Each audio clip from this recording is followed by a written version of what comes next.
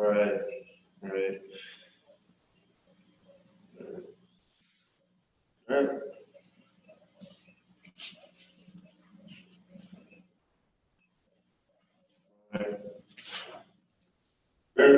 Well, yeah, we say location, whatever, just to see if it'll stick, I guess. We say location, whatever, just to see if it'll stick, I guess. So. Sounds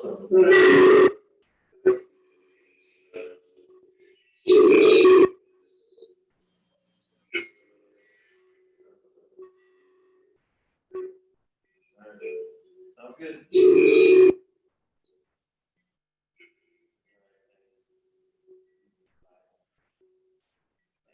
Oh, yeah.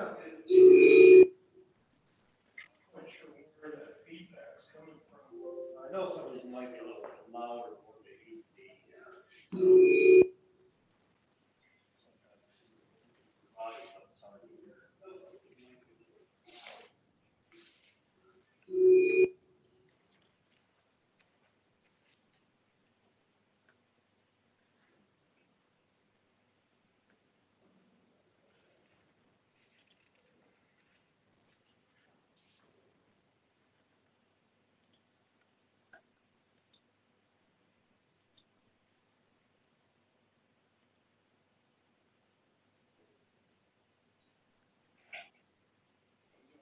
YouTube streaming test tonight.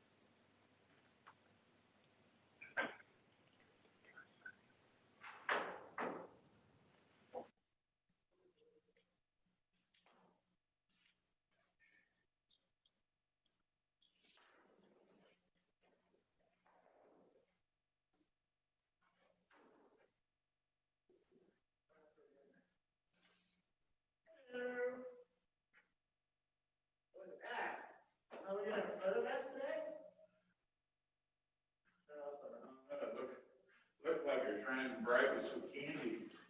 No, that's our new setup for we go to like the Riverway. We're gonna start going to those events. Okay. We get trained.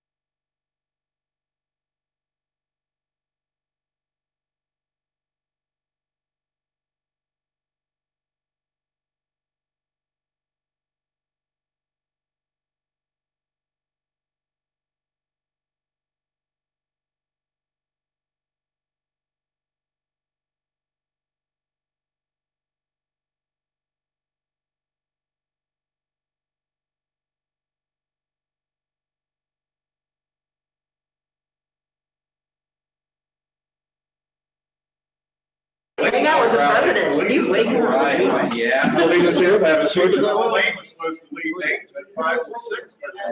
Oh. I just wanted to take. I'm surprised neither of you two. Why didn't you guys go? I avoid crowds whenever possible. Not a bad idea. That's why I shoot up here. He's having a middle class. He's not saying anything. He's talking about the Navy. He's trying to listen. So this part is. I need to recognize the caller or something. Yeah, so I'll have to.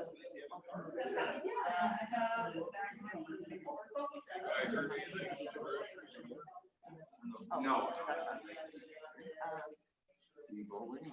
Abby? You heard anything on the group? Look inside, I'm not being out of the food. Oh, good. At the beginning of the meeting, you need to say. I hold my ground. I don't like being out, I like working. Yeah, do I do the number or? I gotta call out. I'll say, no, the number ending in 115. I'll bet you. Yeah. But just because. I'm gonna read this stuff. We started our study session. It is 7, so it's totally up to you. I didn't bring any cards. You wanna? I have to get Go rid of on. it. Okay. Like the You gotta do it. You can get some. Do that. But that you need to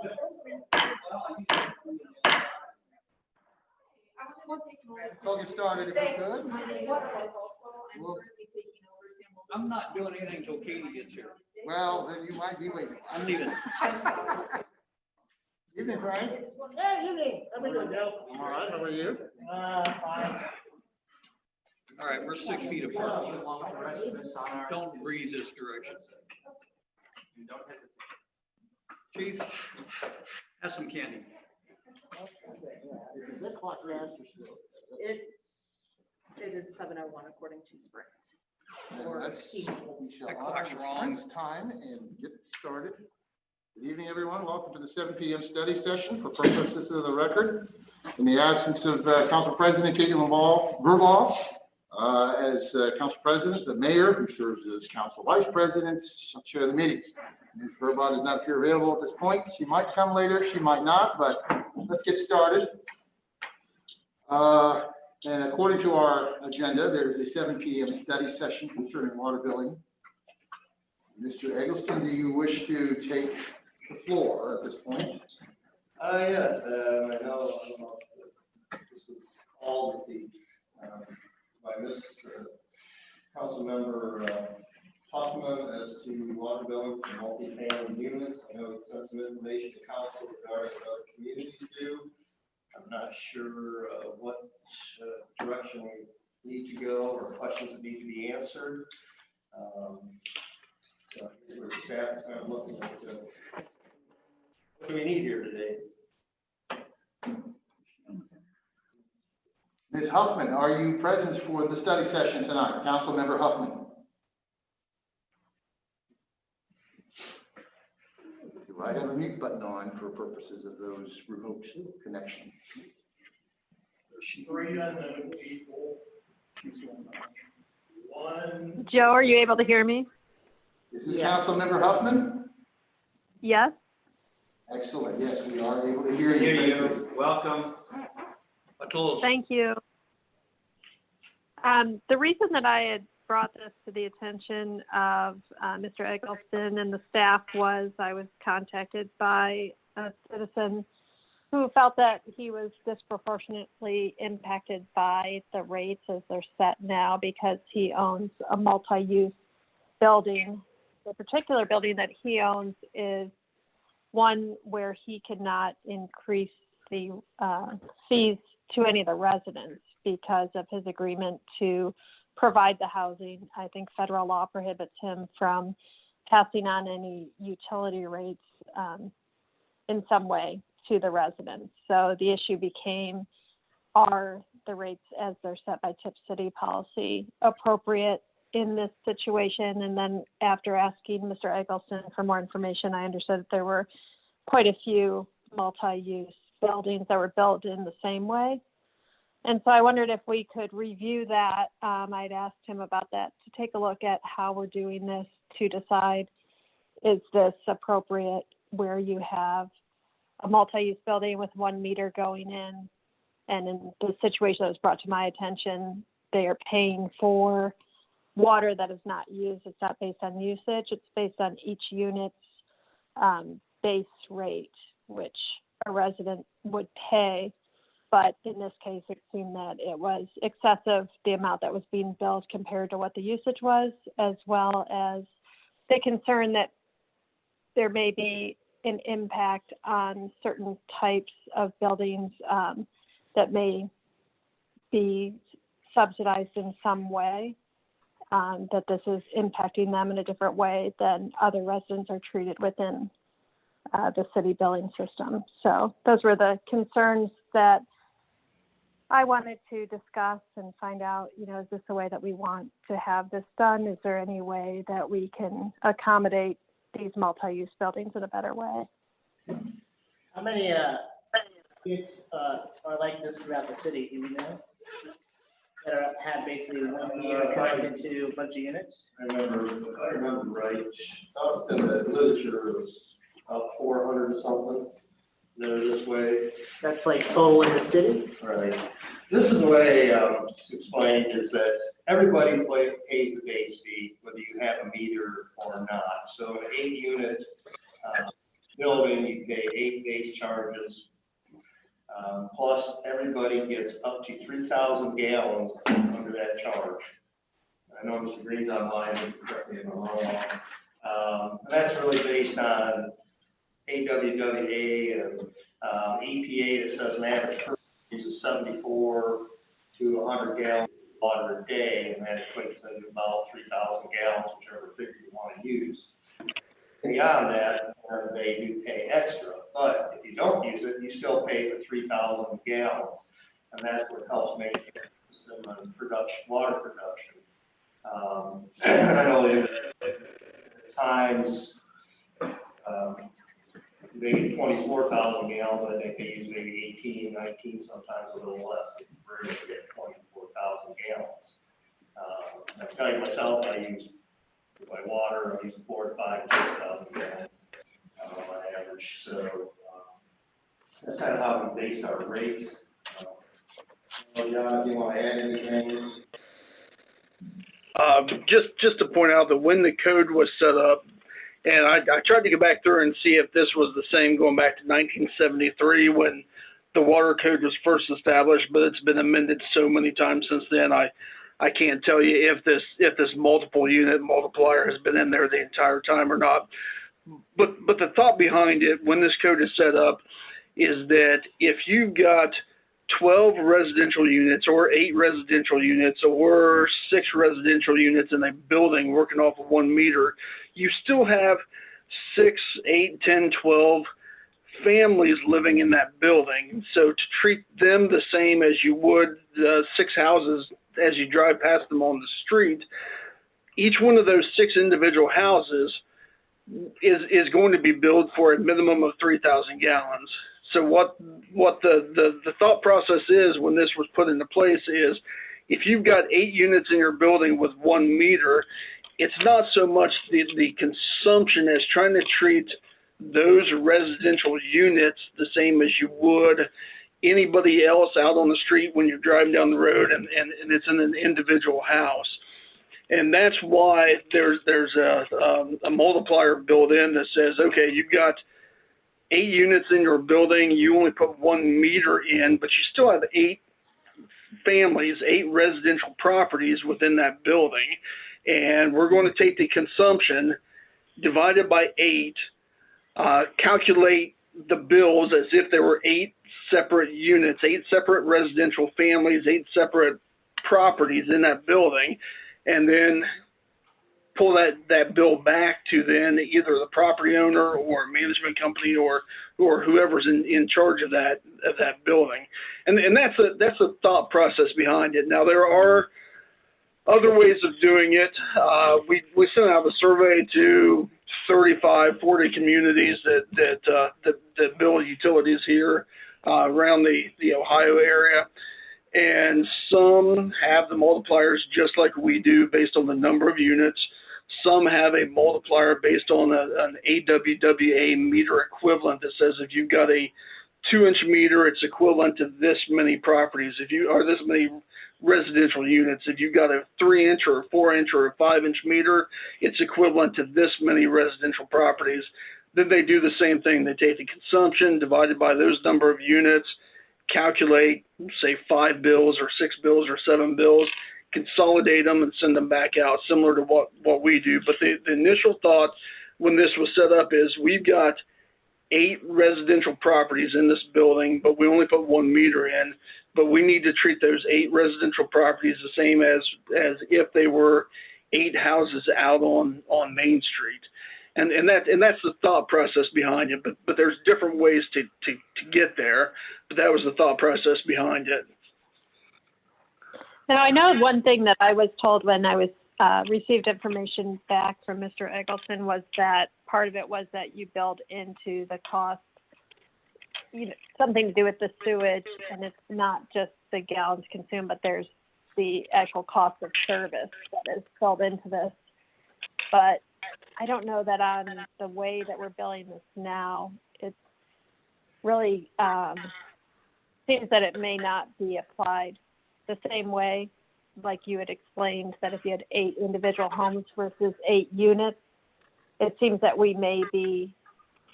the rates may be too high for that individual owner on a multi-use unit. When you do that, having the minimum rate or the minimum service, is the city really, if there's just 1 meter going into the building, is the city still investing the same amount in that property as they would in an individual home if you had 8 individual homes? Well, we still have the water line into the building, which is usually at a larger capacity than the individual home would have. We have the cost of a meter, which is larger than the individual homes would have. We still have the debt service related to getting the plant up and running and getting the water to that. We still have the billing mechanism, the software, the cost of sending the bills out, the collection for any bills that are unpaid. And those are a lot of the charges that are wrapped up in that first 3,000 gallons. We do have a graduated rate that says once you get above 3,000 gallons, the rate per gallon is marginally reduced because we've already collected most of our fixed cost, the cost of actually getting the water to the building. But then you're paying for the production of water, the storage of water in the towers, the less of the fixed cost and more of the infrastructure cost. So we do have a declining scale above that, but we do try to make sure that base rate covers our fixed operating cost of the system, just to make sure that we can get water to that facility. I guess that's what my question was, isn't our fixed cost then multiplied out if you multiply it times 8? I mean, in essence, if you have a multi-use building, are you just doing billing to 1 person and the meter is 1 versus 8? When we correlate that with 8 individual residences, it's really not equivalent. Except that it costs more to get water to that building with a 4-inch meter than it does to 4 houses with a 5/8-inch meter or a 3/4-inch meter or a 1-inch meter. That's the only difference I would see. So that was my one question was, are we really being equivalent in the way we're billing this? And then 2, is there a disproportionate impact that would be unintended on housing that is subsidized, because we know that the property owner is not able to pass on these costs to the person that is residing in the unit? But passing on the cost was a business decision. They elected to have a business model that is a fixed income. Like their income is fixed. They can't raise their rates. Right. What I'm referring to really is there a concern that we're creating a disproportionate impact on certain property owners and residents that would not be appropriate for what we're looking at doing in Tip City, and, you know, is that excluding certain groups of people? This is representatives from Wind Ridge Apartments. I don't know if you can hear us, but we joined the call. Need your name. Need your Can name? you hear us? Excuse me? Yes, I can. We will need your name for the record since you wish to speak. My name is Steve Lemcool, and with me is Keith Hulskamp. We are owners of the Wind Ridge Apartments. And it is not a business decision to not pass these costs along to our residents. We can't do it. If we did, we'd have to reduce their rent. So, but the biggest issue that we have is the number of gallons that were overcharged. We're looking at 1.3 million gallons a year, not just the water that we don't use. That's 1.3 million gallons of water we don't use a year, but the sewage treatment of that, plus every gallon that we do use and don't use is charged at the highest rate Tip City has, which is the minimum rate. We just, 1.3 million gallons, we just don't think that's fair. There has to be a more fair way, and what we were proposing is that the minimum usage be placed on our buildings. If they were placed on our buildings, then we would end up paying for our actual usage of water, the actual usage or actual sewage treatment, and we'd be paying the appropriate rate. Once you go over a certain number of gallons used, you're paying a different rate. And we, like you said before, we only have 1 meter coming in. I understand it might be a larger meter, but it's 1 meter, 1 line, 1 account. 1 bill. For our buildings. I will say there's a lot of different ways you can do rates. And their council can direct us to go ahead and do a different rate study and apply a different value, which means you may pay the same, you may pay more. In my hometown, you got 1,500 gallons, that was it. Anything beyond 1,500, you pay the additional fee. We still pay the higher base fee because that's to cover your fixed costs. As Mr. Green says, all this goes into your fixed costs, whether you use it or not. It's to provide that service at the end of the day, and that's what it costs. I'm sure there's a lot of people that don't necessarily use all 3,000 gallons, but that's kind of the average they say a family would use. And Kyle, you can drop that, and that may cause you to increase your rates to cover your expenditures, but then that can all be looked at. Some do charge you more for a larger meter, then they put in a different scale. But that's what our consultants do at the end of the day, and they're more. Obviously, it does cost you, but we can look at that. There's some communities that give you far less. Piccola was down to about 1,000 gallons, and then they paid beyond that. Some have higher base fees than we do.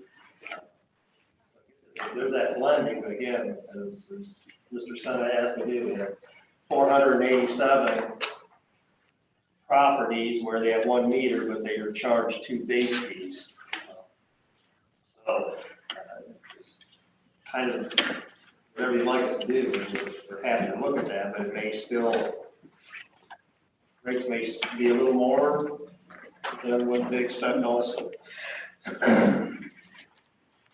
Everybody. I mean, would you have a problem if you did charge the minimum usage on the building? Is there an issue with doing that? I mean, because really, then basically, we pay for our actual usage, which that seems to be fair to us. Well, again, it's the same payment for everybody, whether it's you or anybody else, they all pay the same base rate. They have a commercial business with a park above, they pay 2 of those base fees, and they still get 3,000 gallons each, whether they use it or not. Again, you have to basically look at the fixed cost. Try to look at what's about as fair as you can for everybody across the board. The system so far seems to have worked. But I guess help me understand fixed cost. One line into a building, I know it might be a little bigger, but one line into a building, 1 meter, and one account to bill. And we pay every single time. There is no collecting on us. So, so that would be, wouldn't that be similar to a individual resident? You pay for the system overall. It's not just what water is coming into your facility. Again, it's the fixed costs are the infrastructure, the line, the valves, hydrants, all that stuff that goes into the system. Everybody pays to maintain through their user fees. You find that balance of what's equal across the board, and once you've established that, if it was done at 3,000 gallons, then from there, as Mr. Green said, you reduce the cost later on, knowing that you've already taken care of your fixed costs, debt service, future service. I mean, there's just a lot of variables that go into your rate structure. That's why you end up hiring a consultant to say, hey, what's the best way to do this, the fairest way to do it? And that can be looked at any time. The council would like that to be looked at. They can reduce the amount of consumption by $22.50, and then you pay a rate way beyond that. That may increase. It's hard to say how the rates come out. You try to recover as much of the fixed cost as you can to maintain the system. So Tim, I'm having a little trouble hearing you. This is Councilman Huffman again. I was just going to ask, did you say that you are having a consultant look at this or not? Council wants it. I think that is the question. It's hard to hear sometimes. If you want a consultant to look at that, then they can look at other communities. They can kind of look to see if there's a different way to apply the rate so that everybody is equal across the board. Like I say, this is just kind of how they've done it here. Sorry, it's just very muffled when I was listening to you. I know Mr. Green had mentioned that they had sent out a survey to different communities to get an idea of what the options were that others were using. I think my original thought was that aren't we recouping through the volume of use some of those costs that you speak of? Because if we're looking at a building that has 8 units, certainly if you charge the minimum for the 3,000 and then they're using 20,000 versus a resident that maybe only use 3,000 to 4,000, it seems like the gallon usage charge is going to recoup some of those costs that may be higher because it's a multi-use building with a different meter and different line in. Does that make sense? Does that add up for the city? And would it be a better way to treat the multi-use buildings? If you want us to have somebody look at rates, I guess, like I say, we sent the spreadsheet out to council, which depicted multiple ways of how people do this. So, again, if we want to base it on just consumption, then really the base fee may go up to compensate for what you're going to lose on consumption. I don't know. I'd say if you want us to look into that, the council will be happy to do that. But like I say, if you look at everybody across the board, everybody's doing something different. Some charge a lot more than we do on a base fee, and then reduce the amount of water you use and then charge beyond that. So. Yeah, I guess I'm not sure what's happening with the other. I know we have a lot of multi-use buildings, or at least residents in the city. And I'm just wondering, just hearing about this one instance of the person that's on the phone, it sounds like they're paying for a lot of water that isn't used. If I can add one more thing, this is John Green again. What you're hearing, Councilman Huffman, is the far end of the extreme. When you look at most of our residential properties, there are 2 or 4 units, not 10 or 12 in the same building. So you're hearing specifically from the far end of that extreme versus how the other 200, 300 accounts may be treated.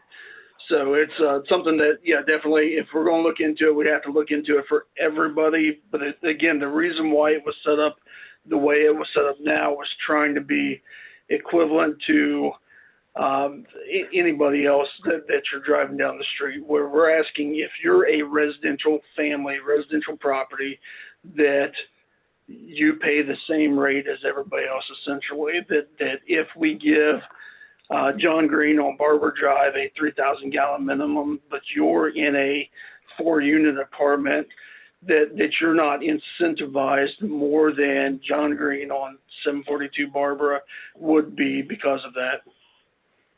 But there are multiple ways that other communities handle this.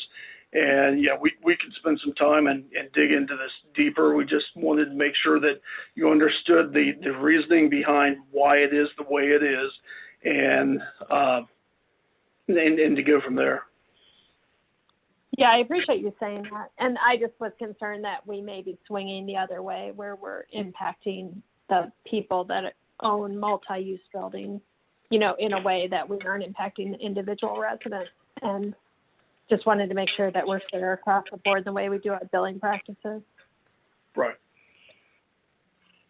And I think that's kind of like have this per unit base fee as opposed to trying to have the gentleman like that say, give me 1 meter and I can use it, just based on the fact that most of them say that a family unit we use for individual use itself 74 to 100 gallons per day. And I think that's kind of the way they look at it and said, okay, a household 3,000 gallons seems to cover everybody.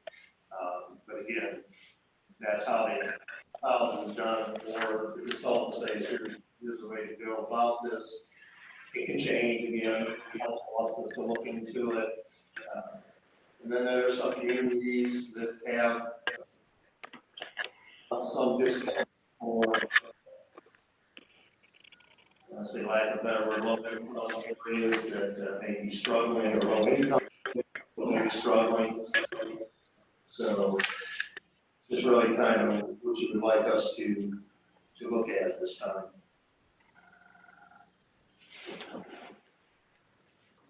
This is Winridge again. I guess I just want to thank the city and council for even considering this. We really appreciate this.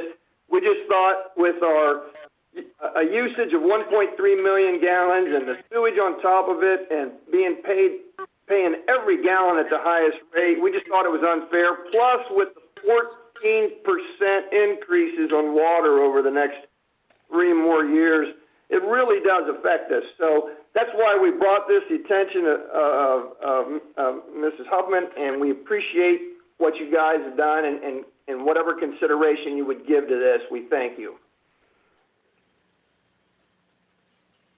Thanks. Thank you. Seeing how Ms. Burbach will attend, I'll yield the floor over to her. Thank you. Sorry I was late. Tim, I did have one quick question, and you probably maybe have covered this, but when was the last time we reviewed that? Because I feel like it was fairly recently, like in the last few years.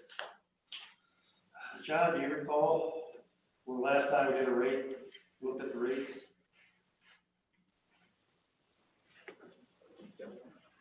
According to the budget information, we did something within the last 5 years. Yeah, I mean, Because I it don't just required exactly us to know look at the it. last, Yeah. like the exact year, but I feel like it was in the last few years that we discussed this and put this into effect. I want to say it was like maybe 3 or 4 years ago. I know for a fact that we looked at the sewage rates. Can you unmute, John? We looked at the sewage rates versus summer use and winter use. Yeah, that was a longer, Yeah. that was a conversation a longer time ago. But this particular conversation and setting the, I know that we have done recently. John? We talked about the water rates in the fall of 18, spring of 19, but not specific to the multi-users, just in relation to our capital improvement and our operating budgets and where we were going to be over the next 5 years. And that was the discussion we had. We did not specifically look at multi-units or multi-unit multipliers at that time, just the overall impact to the water operation. But we did set the $3,000 the 3,000 gallon minimum at some point. And I remember having this conversation. Yeah, we've talked at length, specifically with the summer sewer credit, as far as how many people typically hit that 3,000 gallon minimum, and it's roughly half in the fall, winter, and spring, and a little bit higher than that in the summer. But the 3,000 gallons, I think, if you go back to what Tim said originally, when we look at the Ohio EPA and the projections that they put out that says how much water an average family uses, they do it in cubic feet. When you run the math out, it works out to right about that 3,000 gallons. And that's why we use the 3,000 gallons as the typical minimum, the average minimum in our rate structure. Okay. Thank you. All right, thoughts from council on where we should go with this? It's your capital. Anybody? Ms. Huffman, did you want to do If this? we haven't looked at multi-unit, rate structure, when we looked at the other, maybe it's something we need to look at. But then again, none of our other people seem to be upset with the way everything is going, so I don't know, I'm kind of torn on which way we should go. This might be a case because it's a fixed income sort of a problem. How they collect their money is. Yeah. And that's why they're in a bind. But I don't know. But then again, on the other hand, if they got a 12-unit building or 8-unit building and it's 3,000 gallon, that's 24,000 gallon for that building. But one of those residents uses 7,000 gallons of the water a month. Everybody's paying for that extra, and to me, that's not right either. I don't know, is it something we need to go back and say, well, each unit needs its own meter, or? Well, we have that in place already. We don't, kind of understand, we don't allow master meters for the whole building, have to be individual meters. And whether they can put them in or not, that's the other question. Might be too, we'll get something in there. Now, we can ask the consultant to look at those types of things, not the whole system, but what the impact would be for multi-family. Again, we got 480 something people impacted, and I understand their plight is being section 108, they get a set amount, they have to take certain expenditures out of that. When they get an increase, they can't just increase. I know their contract's going to be up a few years, to what that's going to be, if they're going to renew or not, but that's. No, I'm kind of leaning towards the consultant just for the multi-unit. I think that it's important to look at whether we're billing fairly. I think I understand the point. One unit could be using, much more than another unit, but overall it sounds like they're paying for a lot of unused water when, they can track it at 1 million gallons. Yeah, if we do this, but as just a multi-use family type situation, I want to look at it as a whole, not just one particular complaint, because I don't think that's fair. I think that if we're going to look at some like cost savings to anybody, it should be everybody. Well, again, I don't want to say you're going to see. Okay, I'm sorry. I think it's going to be that you're going to. The overall general picture should be. You got half that are hit 3,000 and probably half that don't. So somewhere there'll have to be a blending of the rate. But again, we have no guarantee that you're going to use 3,000 or less or anything else. You may use more, and then, like I said, we can get your price and you can discuss it further. This doesn't have to be done today. John can talk to our consultant to find out what that cost would be. And if they suggest, hey, yeah, you can lower this, but you're going to have to raise this, then that's what it would be. And they may come back and say you're doing exactly what you need to be doing It too. would be too. I mean, it's not going to be inexpensive, let's put it that way. So if you'd like that, get a price first so we know exactly what we're going to get out of it. And then you can make a decision, and we can add that probably to you for the next council meeting. I think we should go forward with evaluation. Yeah, sounds good. Not necessarily next council meeting, but whenever we can put it in. If it is next, great, but if not, I just want to make sure you'll be comfortable with the price. Who's the consultant? Top of my head, down my belt. Few others. We don't currently have one. We'll have to find somebody. We use EMH&T for a lot of our engineering stuff. I don't know if they have rate people on staff or not. But typically what we've done in the past is we've done in-house just based on the years of experience that we have here in the finance office. But we can find somebody that will go out and do that study for us. Could we do it in? I mean, we're always going out for consultants. I think the problem gonna be is, again, I think we can apply rates, amounts, and work it out, but I still think it's probably better have a consultant that would be able to have the validity, say, yeah, somebody outside the city did this, and therefore, here's the numbers. But again, I don't know where this is gonna go, the amount of variables that you can put into this. We can just say, yeah, so many people do this, do that, and raise it, and go from there, but that's all you want. Try to do that, so. Having just heard that maybe. I don't know, what I'm saying.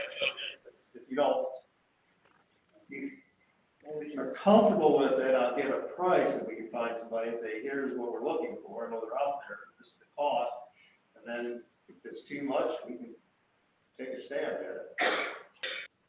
Well, it's our law, so wouldn't it be more appropriate for us to do the in-house evaluation be done first? Am I missing something? Well, I don't know if anybody accept what we did. Or this will raise this, you're happy with that, fine. We can say, hey, your base rate's gotta go up to X amount a month, and that's what you're gonna end up paying. Isn't that what we do? Remember, we set our rate. For a third party to come in and tell us what is suggested instead of it cost as the city just saying, hey, you have to raise this in order to get it to this, so you might as well. Not that this is anything bad, but at the same time, I do understand where he's coming from with the sense that if somebody is asking for information and we provide them with that information, having a third-party barrier might be beneficial in this situation. I just hate to spend the money in-house. My experience with consultants as one in the past is that I told somebody that they should do something and I told them free, they ignored it. But if I charged them an amount of money, they thought that that was the truth. When in fact, you know, it was the same advice. Do we not have an engineering department or? We don't do that, that's not what engineering departments do for cities, no. Just because you're an engineer doesn't mean you sit down and you classify rates and do that type of stuff. Consultants do this, they already have their sheets set up, they have the formula set up, and they say, plug in the numbers, and here you go. Again, I don't know what that's gonna cost. It may be 30,000, it could be less, but that's why I say, you want us to take a stab at it and say, Well, if you come back with a cost to us, doesn't mean we're gonna approve it. no, it doesn't, it just means you're gonna say. It just hey, gives us You an almost idea. always do, though. If you're talking $30,000, that's half a police car. Now, I would rather have somebody who knows our water department, to be able to, what kind of rate structure we have, and whether it serves this particular rung. Why don't we just leave it at, get us a price and then we'll decide instead of arguing theoreticals? You know, if it's not too much, okay. If it's a lot, then. Because you basically want us to look at the whole rate structure and say, here's what you have. I mean, I don't. that's what about the end of the day is looking at every class and structuring and saying, here's how you want us to do it. You can't just take one segment, as they say, residential, commercial, industrial, and try to apply something. You have to blow that across all the groups. So like I say, there's just a lot of variable stuff. You know, it may be simple enough, and staff and I can talk about it. But again, like I said, it's not a big rush. We can get a consultant. If you don't want a consultant, we'll go down that road ourselves and say, here's what we still think works. But like you say, sometimes you come back and say, this is what works, then sometimes it still won't.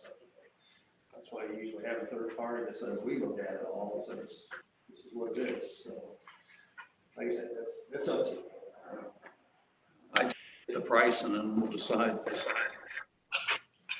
I say do it internally before we spend any money. It doesn't cost anything to get a price quote. Yeah. Yeah, get a quote. Yeah. Then we can do it ourselves. And then we'll say yes.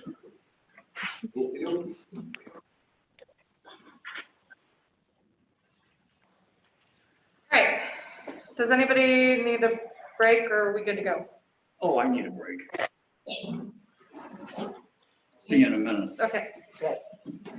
Hang on. For those of you who are on the line, we're going to take a short recess for a potty break. As you're signing on, I have a couple of numbers on here, and I need to have, it needs to be your name, your first and last name, please.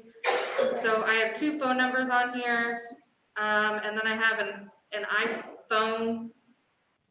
It says iPhone Carla. I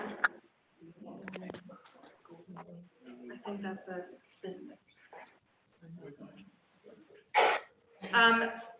Golden Leaf, if you can just put like a slash and then what your name is, so that we have who is here on record.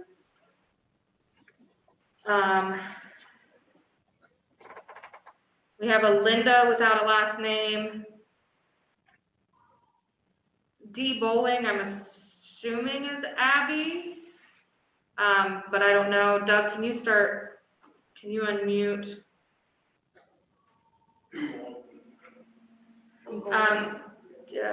D Bowling to see if it's Abby or not. I have to ask them to unmute. Okay. This is D Bowling. It's Daryl Bowling from Utility Service Company. Eric Mack asked me to join based on the water tower discussion. Perfect. We just have a resident who has your same last name. So we were like, eh.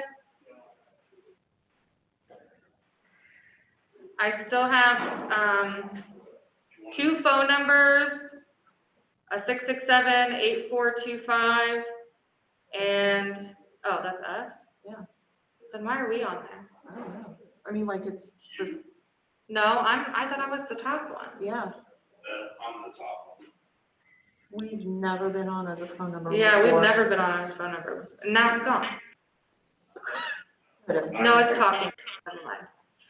All right, so we still have a Linda without a name. The 667 number is unmuted. Yeah, Yeah. I don't know why. It's Matt Spring, Oh, Well, you're on there too, twice, Matt. yeah, you're on there twice.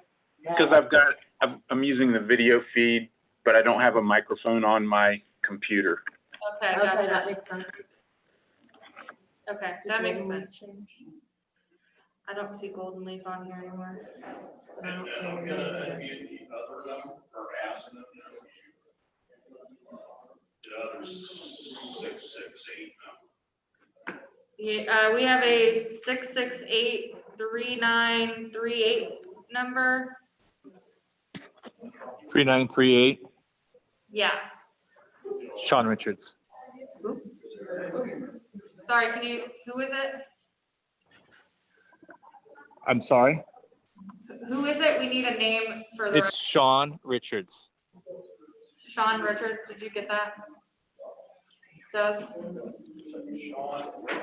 Richard, you said Richards, right? You can't put a sign like that, that's what I figured. That is correct.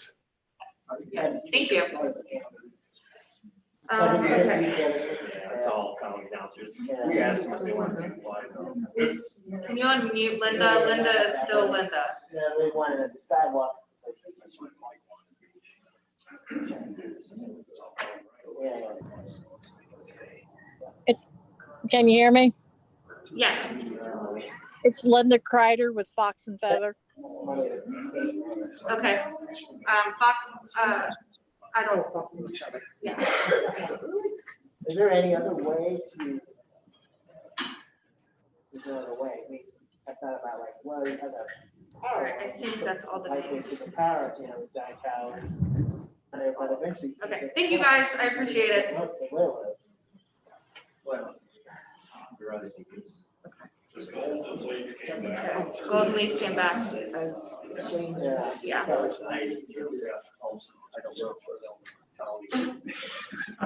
No, I'm just thinking like, I'm just thinking Perfect. some way to get into the city. It's basically how do you get cars? All right, we will go ahead and get started. We'll talk to you later.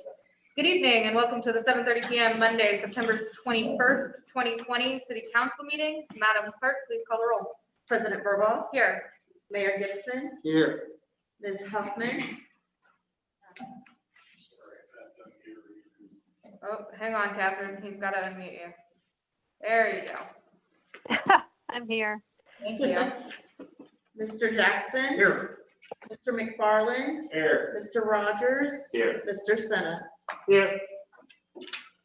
Our prayer for guidance this evening will be given by Mayor Gibson. Everybody, well, if you can, please rise for that and the Pledge of Allegiance.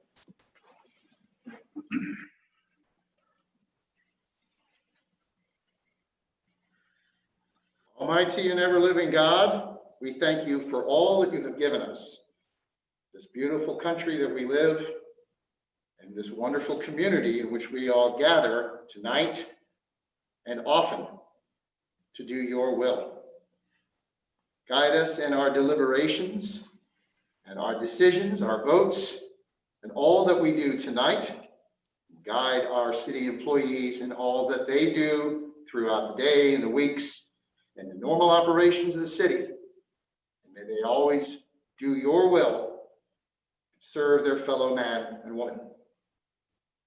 Look after our first responders locally and throughout the globe. Walk with them and protect them. And grant them freedom from harm, and angst, and sin, so that they may also do your work and help bring about your kingdom. Lord, we ask now more than ever to rid us of this, to rid us from that which plagues us in this country and in our communities, nationally, all the way down to the locals. Rid us of this virus, this illness, this sickness. Grant the repose of the souls of those who have perished, and grant recovery and immunity from those who are ill, and grant protection from those who have not been afflicted. Rid us of that virus, and rid us of the other plague, the division, the hatred, the resentment. Let us come together in these coming weeks before this national election, and in the weeks and months afterwards, that we may heal one another no matter what happens. Bring us together, Lord, so that we all can do your will and help bring about your kingdom here on earth. In Jesus' name we pray. Amen.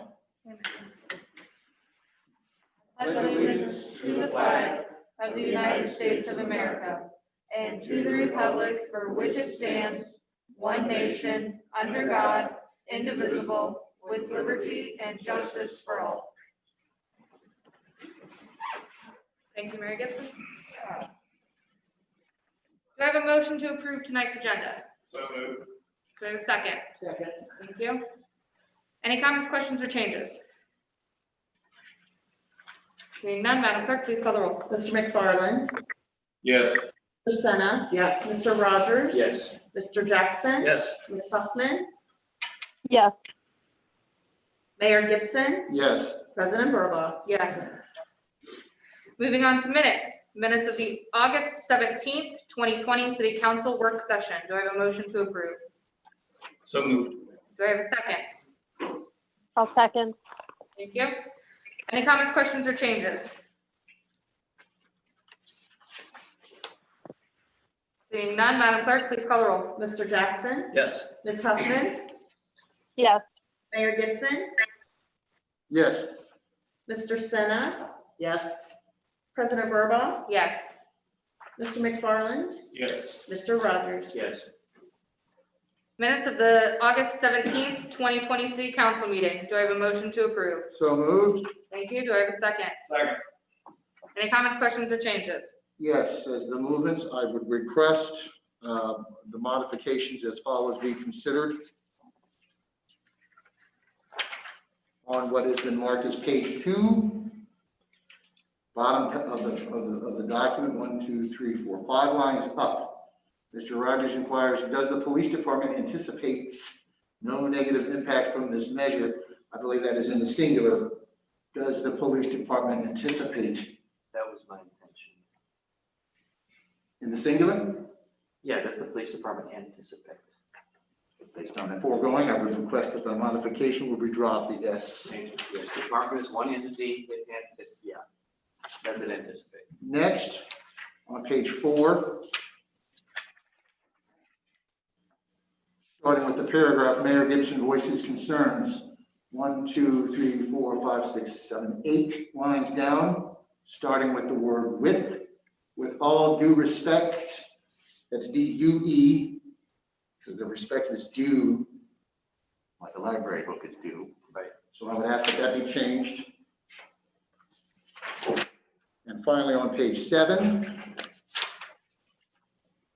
first big paragraph, starting with Mayor Gibson, about halfway down. I think Mr. McFarland made some excellent points and Mr. Davis in his comments. I think it should read, Mr. McFarland made some excellent points, as did Mr. Davis in his comments. So I'm requesting that the and be replaced with as did for clarity. Based on that, I request that those 3 or 4, whatever that number was, modifications be made to the minutes as submitted. Do I have a second to the modification? Second. Any other comments or changes? Seeing none, Madam Clerk, please call the roll on the modification to the minutes. Mayor Gibson? Yes. Mr. McFarland? Yes. Mr. Jackson? Yes. Mr. Rogers? Yes. Mr. Senna? Yes. Ms. Huffman? Yes. President Burball? Yes. All right.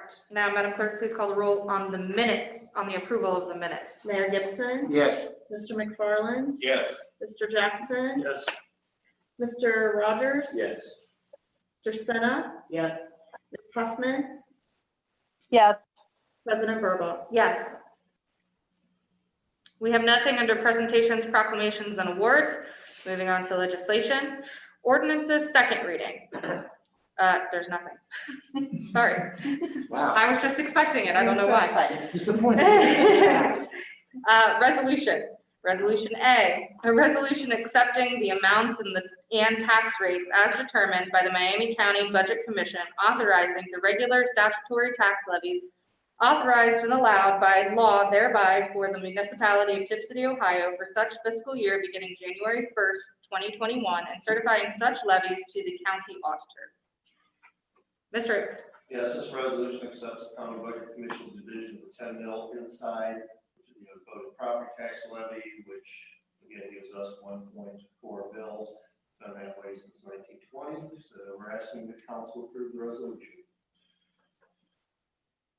Comments or questions from council? No changes in the previous year.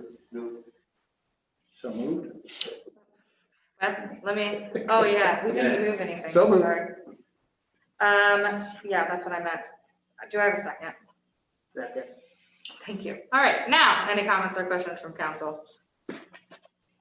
Mr. Mayor Gibson gave his, so any comments or questions from the audience? We're unmuting you, so if you have a comment, hang on just a second. All right, you are slowly getting it. So if you have a comment, please state your name and address for the record. Sorry, this is kind of slow. I'm not hearing, so we'll move on. Madam Clerk, please call the roll. Mayor Gibson? Yes. Mr. Senna? Yes. Mr. Rogers? Yes. Mr. McFarland? Yes. Mr. Jackson? Yes. Ms. Huffman?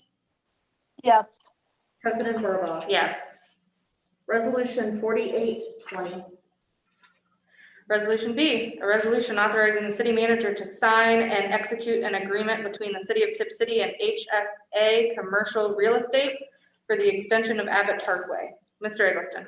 Yes, Mr. Freeman, Mr. Spring, and myself, I'm working diligently with HSA to get this agreement in place. It is the last piece of the puzzle for the Abbott Park extension. Again, this takes in consideration Meyer and Abbott have an agreement where now HSA is giving us $220,000 as opposed to $200,000. So we're asking that council approve this. If you have any questions regarding the agreement, Mr. Freeman can certainly answer this. We're asking that you approve the resolution. Do I have a sponsor for this resolution? I will sponsor. Thank you. Do I have a second? Second. Any comments or questions from council?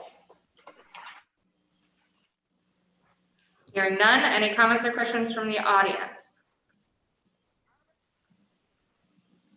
Gonna give it a second because we're unmuting. Madam President, if I could, while you do that, I do have a question. This would be a capital improvement, correct, as opposed to an operating budget thing? Mr. Eggleston? Or is it both? Basically, yeah, our share, we think will come out of the job, is going to be reserves capital. Because I remember seeing something about funds being dedicated to this project, but I wasn't sure if it was 20 or 21. We're getting 629 roadway grants, that's 490,000, ODOT's 150. We were expected to put in one time over 100, we're now at 87,000, Myers 230, HSA's 20, the electric fund is 71,000. So the city's. We appropriated the money for the engineering portion of this project, either at the very end of last year or the very beginning of this year. And the engineering work, I believe it was last year, the engineering work is ongoing and essentially complete. And we've actually got this project bid out. This piece of the puzzle just approves the agreement for HSA to contribute towards it. But yeah, the city's capital improvement fund is fronting the money for the engineering. At the end of the project, then we apply for reimbursement from each of the grants and from Meyer and HSA for reimbursement. But you'll see the actual construction show up in the 2021 operating budget as a capital improvement to be reimbursed once the project's done. This project will start spring. Again, we did get good costs of all tubes down a little bit from that. Thank you. And just let council know, even the ODOT 629 grant funding is based on a percentage. So based on our bids, those dollar amounts, they won't go over, it could be under. So they only reimburse us so much project. Thank you. All right, no residents wanted to be unmuted, so we'll go ahead and call the roll. Mr. Senna? Yes. Mayor Gibson? Yes. Ms. Huffman? Yes. Mr. Jackson? Yes. Mr. Rogers? Yes. President Burball? Yes. Mr. McFarland? Yes. Resolution 4920. Resolution C, a resolution authorizing and directing the city manager to enter into a contract with the law office of Miami County Public Defender. Mr. Eggleston. Yes, again, this is our yearly contract. We asked council to approve. So again, it's $4,884.88, one-year contract starting January 1. So we're asking council to go ahead and approve the contract. I'll sponsor that resolution. Move for its adoption. Thank you. Do I have a second? I'll second. I'll second. Sorry, Captain. Any comments or questions from council? I have a question in that we're paying that 4,000 and change. Is that a flat rate, or if they use a whole lot of, in other words, we have a lot of people asking for a public defender, does that go up? I'm sorry. It is a flat rate, but it does, I think it went up last year, but not this year. Okay, thanks. Could the clerk elaborate on that? I'm sorry, that was a good point. It's also the cost that is assigned to the city is based on the municipality size. So for instance, Piqua and Troy will pay more than we do. Thank you. You're welcome. That's a salient point. Any other comments from council? Any comments or questions from the audience?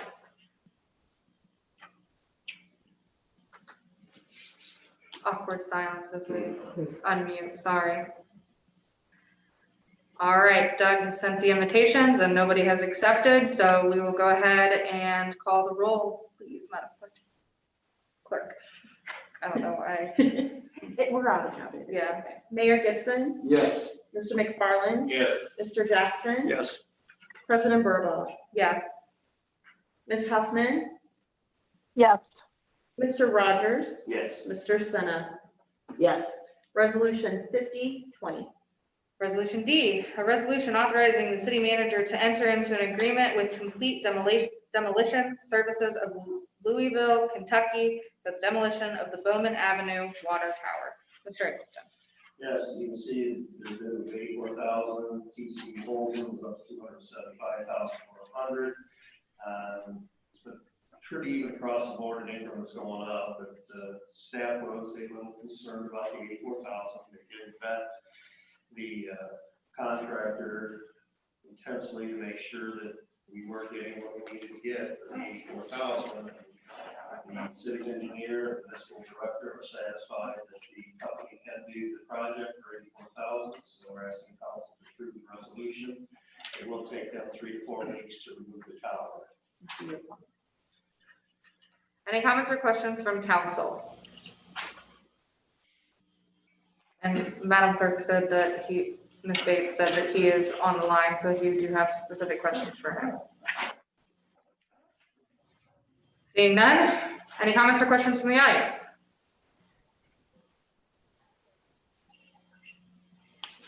Oh, did I not do a motion? No, you didn't. My goodness. I am off it today. Sorry, guys. Okay. Do I have a I'll motion sponsor to, this resolution and Thank move you. for its adoption. do I have a I second? will second it. It's all happening in my head right now, so. Okay. Like, I'm hearing you actually say heard it. those two We can hear say it. Yeah. We can hear it. Wait, can you hear me? Oh, I just said yes. I don't- Nobody from the audience accepted, so, we'll go ahead and call the roll. Mayor Gibson, Yes. Mr. Jackson, Yes. Ms. Huffman, Yes. Mr. Senna, Yes. Mr. McFarland, Yes. President Burball, Yes. Mr. Rogers. Yes. Resolution 5120. Resolution E, a resolution authorizing the city manager to enter into agreements with Utility Service Company, Inc. for the maintenance of water tower number 2 and number 3 at a cost of $58,304. Mr. Eggleston. Yes, and remember, we've had work sessions on adding this maintenance agreement. There's a 10-year agreement in which the company does come out and inspect our towers and along the way if they need to be painted. They include that in this price. This is just for towers number 2 and 3, which are on Harmony Drive and John Davis Way. I think one of the questions was, what happens with the money as they build it up, an escrow account. I believe the company has called in to be able to answer that question. Eric here. Hey, Daryl, are you on the line? Are you available to take that? Yes. question? Daryl's here, but I did not fully hear the question. Please repeat the question. Hang on. It is, this is over 10 years, and how is the money put into escrow to cover all those, should, God forbid, you went out of business or something to that degree? What happens to those funds each year?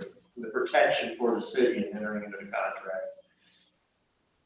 Yeah, so beginning year 1, we already started doing work as far as cleaning out tanks, maintaining tanks, and those kind of things as well.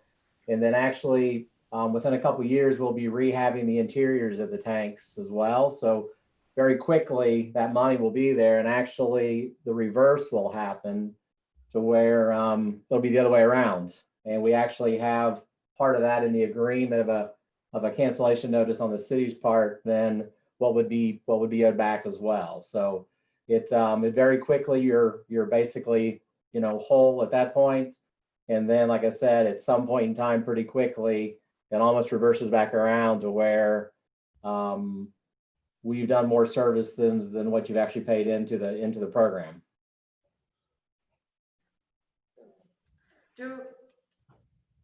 Do I have a sponsor for this resolution? I'll sponsor it. Do I have a second? I'll second. Thank you. All right, comments and questions from council. I have one question, and it's not a earth-shaking one, but tower number 1 is Bowman. Where's tower number 1? That's correct. Tower number 1 is the old Bowman Avenue water tower. So here's the trivia question. We get rid of tower number 1, which we just approved. Do we renumber them? Those things, I don't know, you know? That has been a discussion due to, the new tower potentially, you know, tower number 4 or maybe the new tower number 1. So yes, that has been a discussion to kind of eliminate any confusion. That was a good question. I'll wait for the answer. I don't need it tonight. Any other comments from council members? So you don't expect any money to be in escrow? Your basic plan is, if I understand it correctly, that you'll be spending it quicker than you take it in. Is that what I understood? Yes, the way we did it was, the way we did it for most municipalities is we make that a flat spread across that 10-year standpoint so that you can budget for it easily along the way. And like I said, we do have both interiors of tanks that need to be painted as well. So what happens is based on when that money comes in versus when that work is done, then basically what you have happen is we end up doing more work along the way, and then you pay for it on the back end, actually.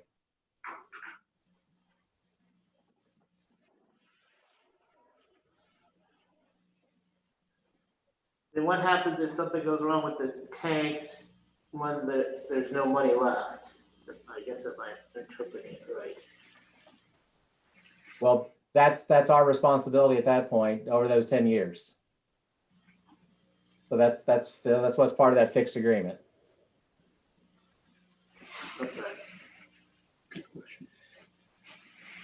So any cost you incur over that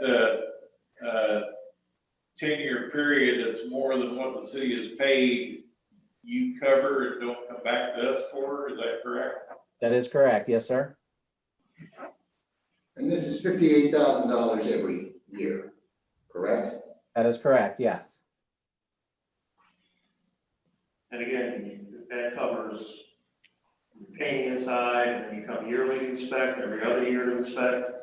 It's yearly inspections, it's washouts based on AWWA/EPA schedules to make sure that you are staying compliant with those. And this is also compliant with the EPA's asset management program that all utilities need to have in place as well. So you're going to stay compliant with that as well. How often do they have to be painted on the inside? It's usually somewhere in that every 15-year window, depending on water chemistry, water quality, chlorine that's off gas into the headspace, icing, all kinds of different variables. Okay, thank you. Yes, sir. Any other comments or questions from council members? I think I just want to add, though, that this amount is lower than obviously staff gave council initially because of the towers they were looked at, and they found they were really in shape, and therefore weren't in need of as much maintenance as they thought they would have been. So, When does the new tower go in on this program? Tim, the new tower is currently still under warranty from being built. So we would like to, after the warranty expires in 2021, we would like to add in the new tower into this agreement as well. the price, I'm assuming, would go up. Correct. Yeah, and that would be at an additional cost as well. That would come back to council for approval. Yes. Is But it is won't the be- amount, Sorry, go ahead, Bob. I'm sorry, is the amount that you estimate or that we pay per year based on the age of the towers? In other words, when we add tower number 4, whatever it is, the new one, will that be a lower price per year than the other towers? In other words, next year or in 2021, when you put in a bid for that new tower, will it be proportionally lower than the other towers? Same price. Just, so a little background, Mr. Jackson, on this project. So before they gave us this price, they did complete inspections, interior, exterior inspections. They did paint samples. They did kind of a full inspection of each of these water towers to assess its current condition. So basically, they came up to the price was dependent on the condition of the tower. So Daryl, I'll let you jump in, but I would imagine a brand new tower, would be less costly than some of these others, just due to it being 1 year old. That's exactly correct. And just as you stated, we would have to do a condition assessment after the warranty period was up with your existing tank builder. And to your point, Eric, yes, it would be lower because it is a newer tank. That is correct. Plus it's smaller. You would do an inspection before the warranty is up. Does this make sense? You wouldn't wait till the warranty was up on it to do your inspection, would you? We are not responsible for the current warranty. That's through another company. So I'm guessing that, and I'll kick that back over to you, Eric. I'm guessing you'll have an inspection done by the builder or something toward the end of its warranty period. Yeah, so we have an inspection scheduled for about 10 months from now, to basically have the contractor who built the tower fix any issues that have come up in this first year. So they'll be responsible for that, and fix any issues that have come up. Okay, thank you. So we add tower new number 1 or number 4, whichever it shall be named. So do you reassess all 3 towers? Do we still stay at that 58,000-ish number? And then we add the new tower on top of it? Or are you going to add more pricing onto the $58,000? Because we're now kind of technically entering into a new contract because we're adding an additional water. Each water tower is its own contract. So you would be adding a third contract that would just focus on your new tower. Okay. And it would reflect that by itself. Awesome, thank you. And one more question, the goal of all this is to extend the life of the towers, is that right? Most definitely, it's to extend the life of the towers. It's the coatings on the interior being repainted is to also minimize any rust and steel loss on the inside, as well as try to help maintain water quality inside the tank at the same time. It's also meant to kind of keep up on this maintenance, so we don't have to spend large dollars on a big water tower improvement project. If you recall, I believe back in 2015, we spent I think it was roughly $750,000 to rehab water tower number 2 over there behind Menards. So doing this sort of kind of annual maintenance will prevent us from doing a large rehab project like that.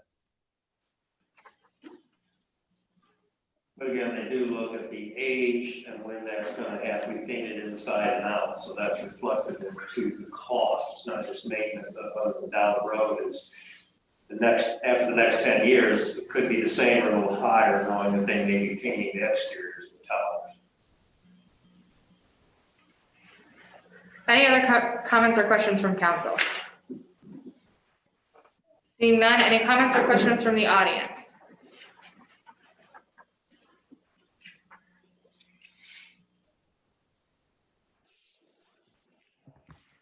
All right, Doug gave me the thumbs up, so it doesn't look like anybody has a comment. So we'll go ahead and call the roll. Mr. Jackson, Yes. Mr. Rogers, Yes. Mr. McFarland, Yes. Ms. Huffman, Yes. Mayor Gibson, Yes. President Burball, Yes. Mr. Senna. Yes. Resolution 5220. Moving on to ordinances, first reading. Ordinance A, an ordinance amending 2020 appropriations and modifying the annual operating budget as a result of this action. Mr. Eggleston. Yes, we have the finance and the fund review recommendations for adjustments in the fund. Obviously, the pool wasn't open this year, so we have to account for the fact that those funds will be there. We're also having to accept the CARES funds, get those in our budget, which staff is working on what we can do to take advantage of those funds. So we did have other expenses that are being adjusted, so we asked council to introduce the ordinance tonight. Do I have a sponsor for this ordinance?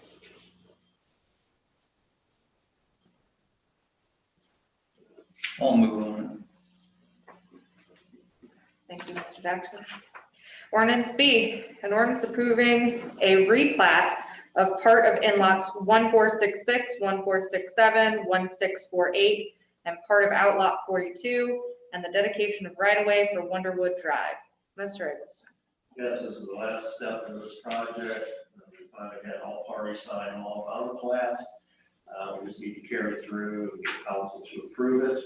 So we're asking it to be introduced tonight for public hearing at the next meeting. Do I have a sponsor for this ordinance? I'll sponsor. Thank you, Mr. McFarland. Moving on to motions.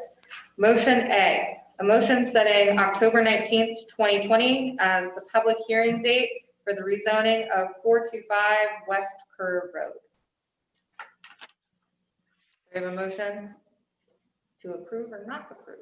Motion move to set the hearing. Do we have a second? Second. Any comments or I'll questions? second.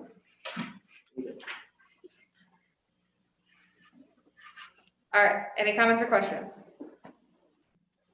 Seeing none, Madam Clerk, please call the roll. Mayor Gibson, Yes. Mr. Senna, Yes. Ms. Huffman, Yes. Burball, Yes. Mr. Rogers. Yes. Mr. Jackson. Yes. Mr. McFarland. Yes.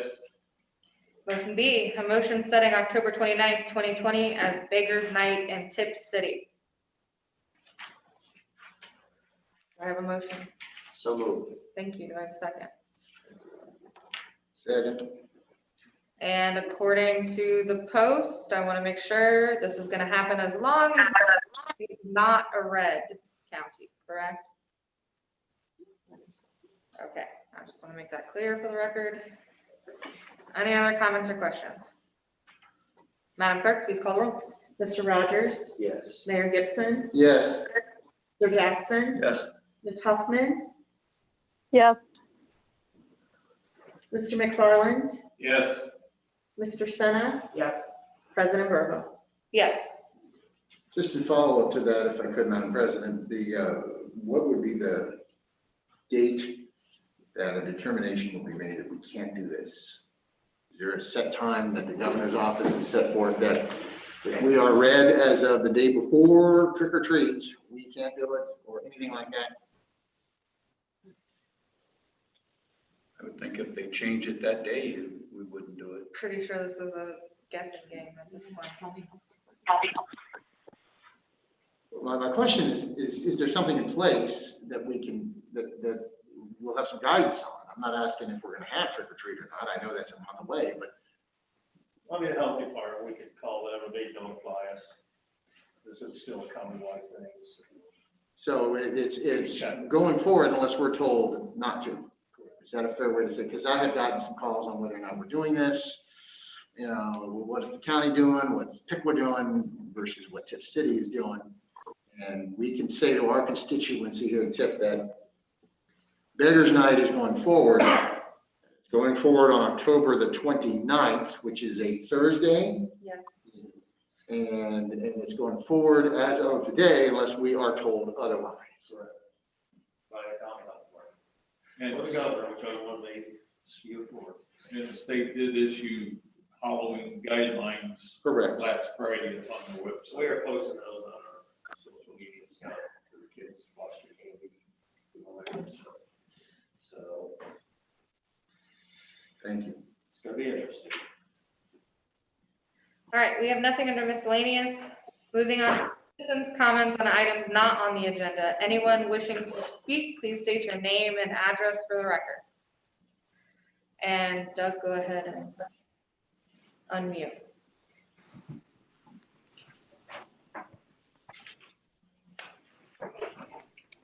Hi, can you hear me? Yes. Okay, my name is Kim Bolgen, and my address is 559 Poplar Drive, Tip City. And tonight, I just want to speak on behalf of the Downtown Tip City Partnership. So good evening to all of you. I have the pleasure and honor of being the Executive Director for the Downtown Tip City Partnership. I have been in my position since February 2020, just a month before our country shut down. I want to first say thank you for allowing me this opportunity to speak on behalf of the partnership, and thank you for the support you have given us through the years. We truly couldn't do what we do without the support of our city, our mayor, our city manager, and our city council members.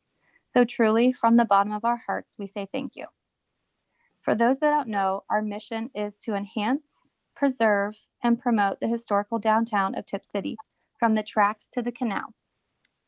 A healthy, active, economically strong town center supports stable property values, good schools, and civic involvement throughout the city, not just in the downtown area. We sponsor and produce exciting events, promote location, support economic development, facilitate attraction of new business, and expansion of existing ones. We foster partnerships with merchants, civic leaders, organizations, and the community. Our efforts bring thousands of local and national visitors to downtown Tip City each year, and we raise the profile of our historic district as a destination, cultivating meaningful engagement and civic pride. Each year, we offer facade improvement grants, awarding various sums of money to help our building owners preserve their historical properties. Even during this year, while facing a pandemic and a new combination of restrictions, we have already brought in 2,500 visitors, and another 2,200 are projected for the next 3 months. We host First Friday events, and we also do a Monday membership spotlight, highlighting and promoting our members through our very active social media accounts. With your support, we helped organize the Dora in our downtown, which will be the first in Miami County. We are hopeful that this initiative will be successful and bring more visitors and businesses to our beloved downtown. The COVID-19 pandemic unveiled exactly what a Main Street program is for. We were created to fill the gaps to help small businesses in a historic downtown. COVID-19 impacts on other towns were detrimental. Businesses closed for good. We had full retention in Tip City. We have had 3 new businesses open during COVID-19 and only lost 2 businesses, but those spaces were filled very quickly. We partnered with the Tip City Foundation and the Troy Foundation to create a downtown Tip City Coronavirus Relief Fund. Together, we were able to raise over $23,515 during a global pandemic. And that money was put directly into the hands of our downtown businesses and nonprofits. This helped 21 businesses stay open despite dire circumstances. Tonight, we're not asking for more funds, but we are asking that you consider maintaining the support you already give us. Since we are accredited through Heritage Ohio, Heritage Ohio requires the city to fund 1/3 of our organization's yearly budget. Being accredited by Heritage Ohio gives us access to more state and federal funding to invest in our downtown. We also have access to training and education, not only for the director, but for our volunteer board of directors and property and business owners as well. We are a partnership. The historic downtown truly is the heart of Tip City. I want to leave you with one last thought.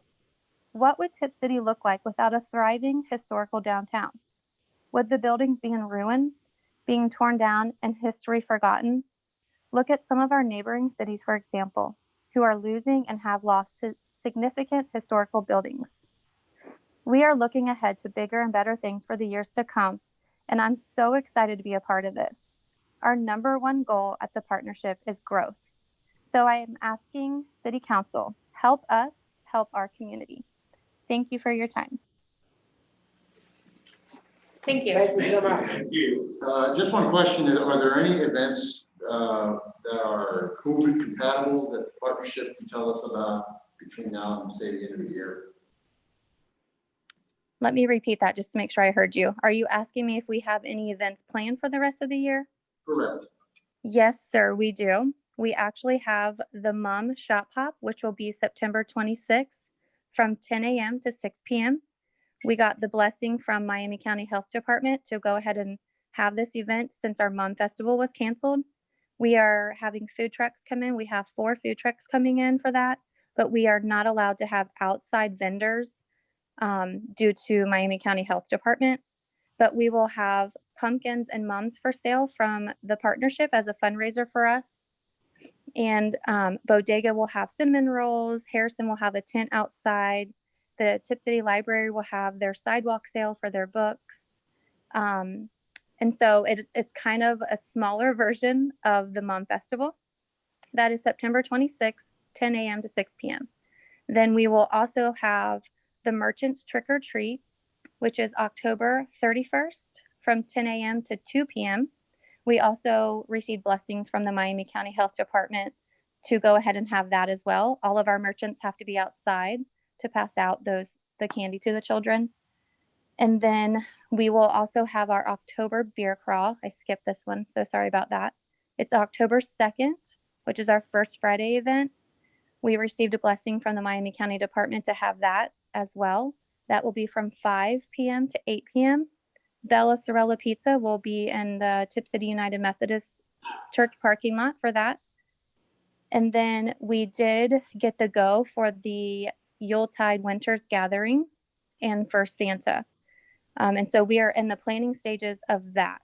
So we are carrying on and hopefully bringing back some normalcy to our downtown. Great, and I appreciate you setting forth those because it's good to know if there's things going on downtown. It's always a good thing to Yes, you're welcome. have whatever opportunity you can. So thank you for that, and thank you for all of your work in the book. Thank you. Other comments from citizens on items not on the agenda? You might have to send out another unmute invite.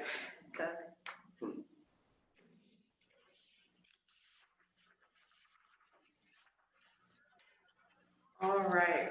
Could I just make a comment regarding, this is Tanya Brown. May I make a comment regarding the downtown partnership? Absolutely, Tanya. What's your address? 112 East Main Street, Tip City. Thank you. Yeah, go ahead. Okay. As the owner of a small business in the historic downtown and a property owner, I've taken advantage of the facade improvement and also the design committee when we did make our design facade improvement, which I was very grateful for and really helped encourage me and motivate me to do what we did to improve the outside of our building. So the funds were very helpful, and so was the committee for their design help. I wanted to also say that we always, as Living Simply Soap, engage with the First Friday events and have found those very helpful to not only bring people into the shop that already know about us, but they always help introduce new people to our businesses. Those First Fridays are very creative, and Kim does a great job of promoting those. So, well, they've been promoted very well. She hasn't had a whole lot of opportunity since COVID, but you know, we find those events very helpful. I don't know that the merchants themselves could organize all of that without the help of the partnership for sure. So we appreciate that so much. Also, Kim has just done a great job of going out and introducing the new businesses, and she does a lot of social media to help bring attention to the downtown. So I guess I just wanted to personally say that I am very grateful for all that the partnership does. The merchants need help. We are so busy working in our businesses that we don't always have time to do the organization and the scheduling and so forth that Kim does for us, or that the partnership does for us. Even the directors in the past have done for us. And I just think that that's really helped make Tip City a fun, vital place to come and visit and enjoy. So I just wanted to give my support to whatever decision you guys might be making, and the hopes that you would just know how much we appreciate what the partnership does for us. Thank you. Thank you. Thank you. Thank you. Thanks. Would anyone else like to make a comment? Yeah, I would. State your name and address for the record, please. Linda Kreider, Fox and Feather Trading Company at 125 East Main Street. Go ahead. I too am very grateful for everything that the Tip City Downtown Partnership has done in promoting the businesses and the growth down here. It's something that I have found to be very beneficial, and going through COVID, we've been able to recoup and regroup and continue to thrive in downtown Tip City. And I'd like to see it stay that way. And I would probably reiterate a lot of what Tanya also had to say. It makes us a vibrant downtown, and it keeps activities going. And we appreciate everything that Kim and the partnership has done. And that's it. Thank you Thank very you much. very much. Thank you. Would anyone else like to make a comment? This is Sean Richards, Hi, please state your address for us. 15 South 2nd Street. Go ahead. I would just like to say that we support the downtown partnership, and we'd like to thank Kim for everything that she's personally done for us. Thank you. Thanks, John. Thank you. Would anyone else like to speak? Yes, I would like to speak. This is Jane Lewis with the Golden Leaf Tea and Herb Company. And Kim has done a great job with the downtown partnership. Without them, I'm not so sure that a lot of us would have had the new customers that we have come in. The First Friday events have been fantastic. We always have a good time with that and always make new customers downtown, but we've just seen such an influx of people coming in to the downtown here, even during this COVID-19.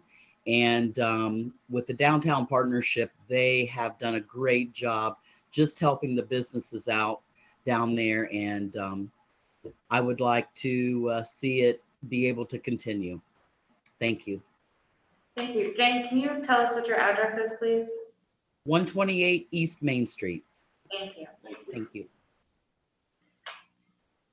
Anyone else wishing to speak? Yes, this is Lisa Santucci, 426 South 3rd Street. I am the director of the Tip City Public Library, and I am currently the president of the Downtown Tip City Partnership. I wanted to thank Kim as our new director. She's had a lot of challenges at this time, and I am overwhelmed at hearing the merchants call in and support her. It has been a very difficult time downtown, getting people to come back downtown, feel safe, and shop at our downtown businesses. And as the library, we are also facing budgetary cutbacks and different things that will change our services, but it is important to continue to bring people to our downtown. And I just wanted to say thank you for all of that. Thank you, Lisa. And also, we all can't really hear Tim um, the microphone over by the city manager. It's difficult to hear him. Just letting you all know in the room. Thank you. Got that, Tim? Have a little chat with Lisa. Would anyone else like to speak?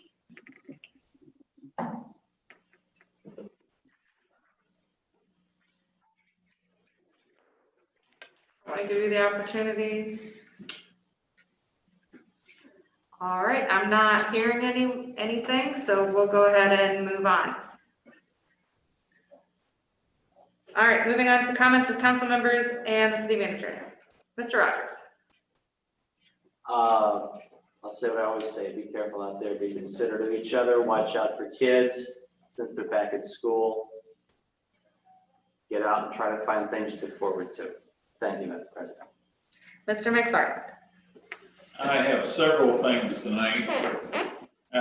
Number one, and going along with the accolades, downtown businesses and that, I've been approached by a downtown business that informed me that before the streetscape was done downtown, there were 2-hour parking signs up.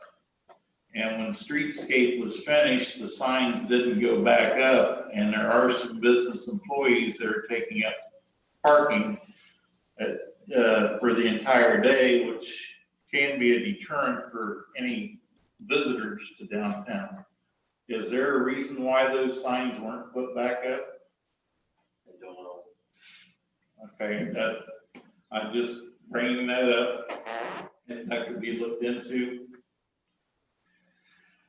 Can we look at it? Chief? Can I just say something about that? Yes. This is Tanya Brown. I think I was around during the conversation about those signs on Main Street. And just one comment to consider that I remember back at that meeting was some of the ladies felt that 2 hours wasn't enough time for them to go have a nice lunch and then hit all the shops in town. And so they felt that they thought maybe they wouldn't put those signs back up to kind of see how things went because of that, because of making our visitors a little bit uncomfortable that they might be rushed with that 2-hour sign. We certainly don't want that to happen. And the merchants, oh, I'm sorry, I don't mean to be over speaking you. But employees, from what I understand, have been parking downtown 10 hours straight, which is not allowing parking for visitors. So it's a double-edged sword either way you look at it. Well, trust me, as a merchant, I've gotten myself in hot water by actually going out and talking to some of the business owners downtown whose employees do park on Main Street, asking them if they would be so kind as to encourage their employees to park on one of the side streets. It can be a bit of a touchy conversation to have, but most of the merchants downtown do know and do tell their employees not to park on Main Street. It could be that there is a someone new in town that doesn't, that just hasn't really, that we haven't had that conversation with. Maybe a new business that's opened up that doesn't know that quite yet, or maybe, I'm happy to go and discuss that with the business owner myself. Like I said, I've gotten myself in a little hot water from doing that, but it is a courtesy that we all try to extend to one another. Okay, well, I was approached, so I brought it up for discussion, so. Chief, what's the fine for violating the 2-hour?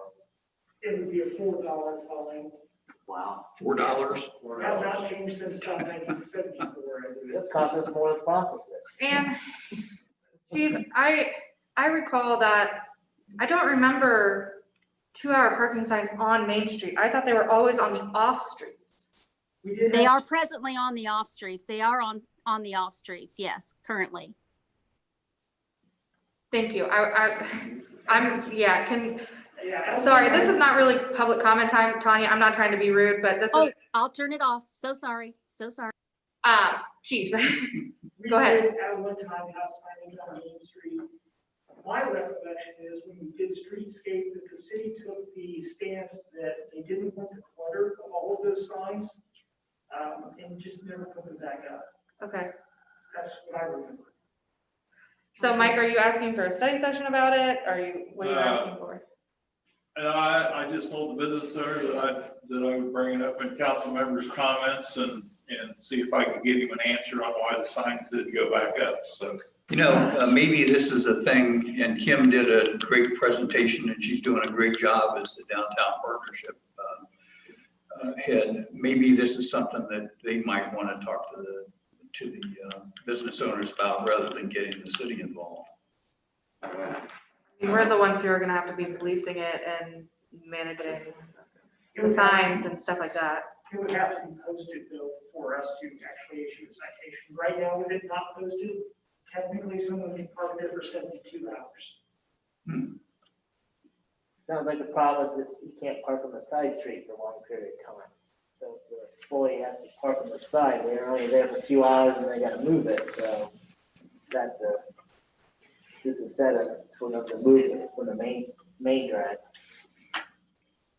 Oh, they do have public parking, even though it's 2 blocks away, which I know most people don't really want to walk 2 blocks. There's public parking 2 blocks away. Hopefully some employees will take advantage of it, but again, I think you heard. Wait a minute, are you talking about, sorry, You had a where's the number of- public parking? Where's the public parking 2 blocks away? Oh, it's 2 blocks off on Broad Street. It's on Broadway. Yeah, you got public parking up and on, right? You're just talking about taking up like spaces on the street, right?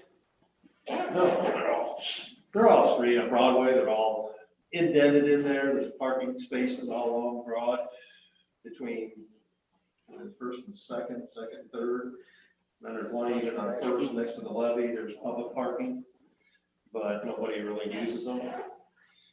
Yeah, I thought those were for the homeowners that live there. No, that's not for homeowners out there. Okay. That's public parking.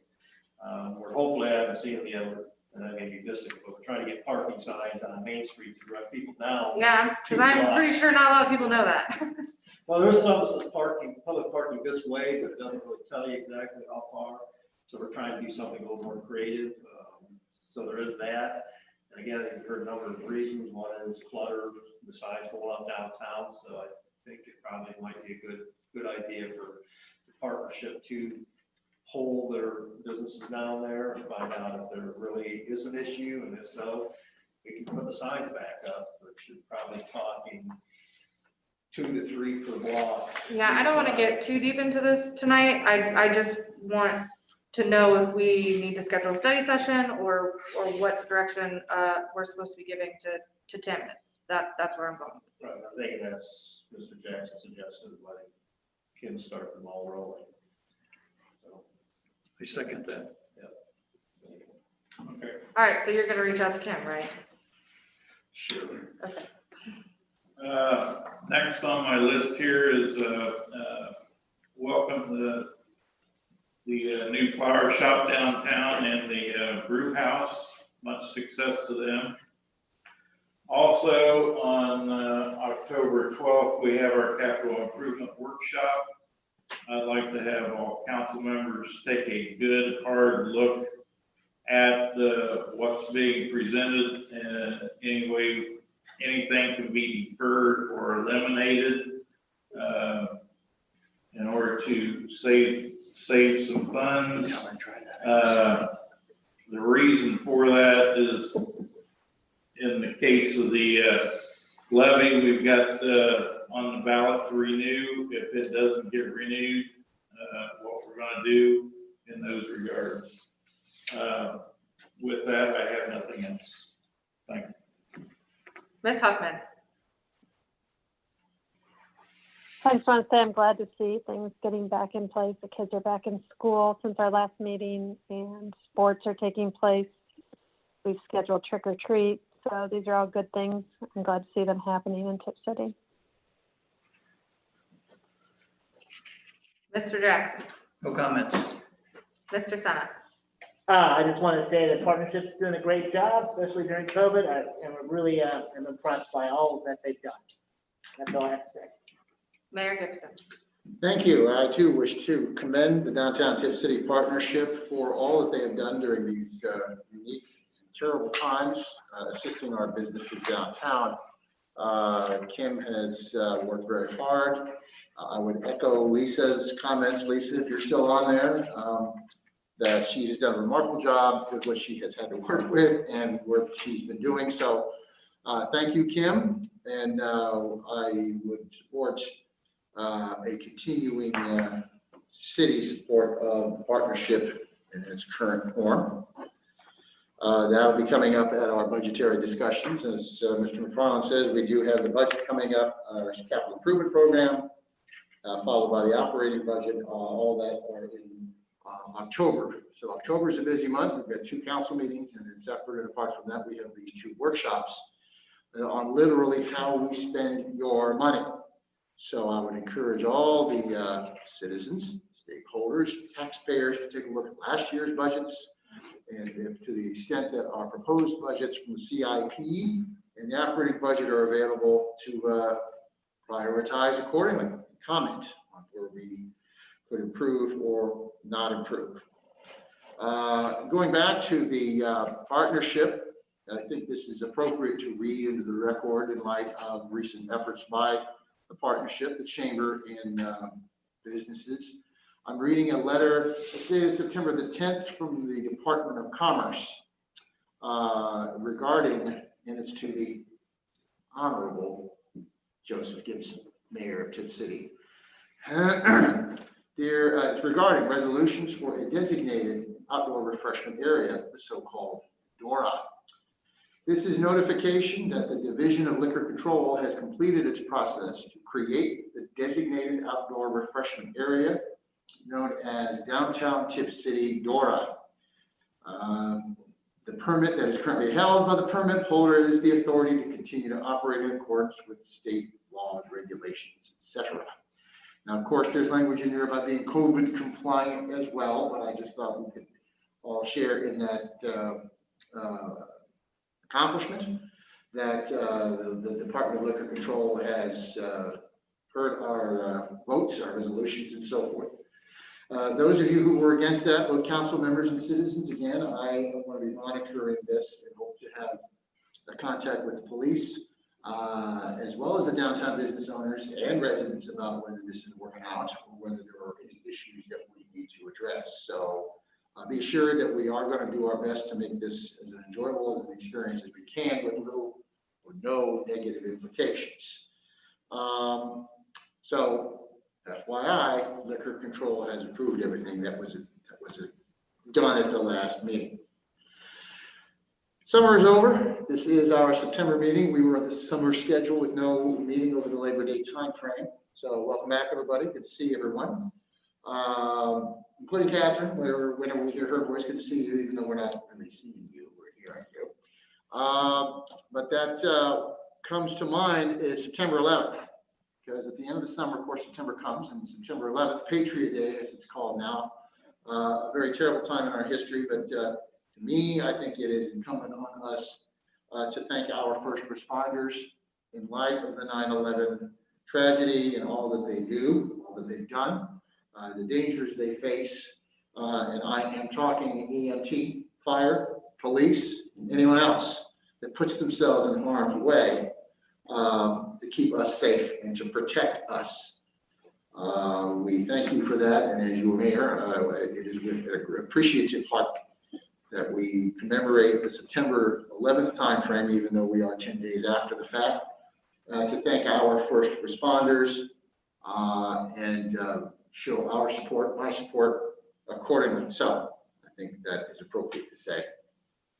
The Downtown Tip City Partnership does have some stuff going on. So we do have things happening in Tip City, notwithstanding these crazy COVID times. Included in that, of course, is a meetings of the American Municipal Power Association, of which Tip City is a member.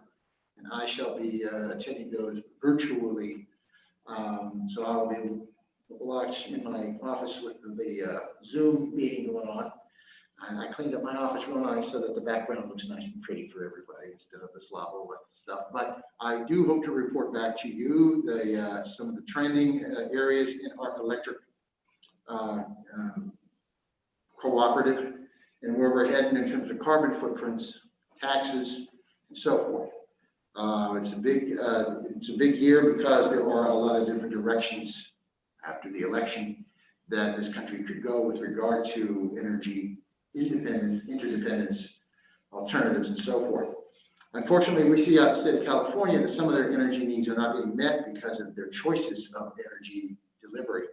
That's one of the things we're talking about at this week's conference, and I'll keep you posted as to what this area might have in mind.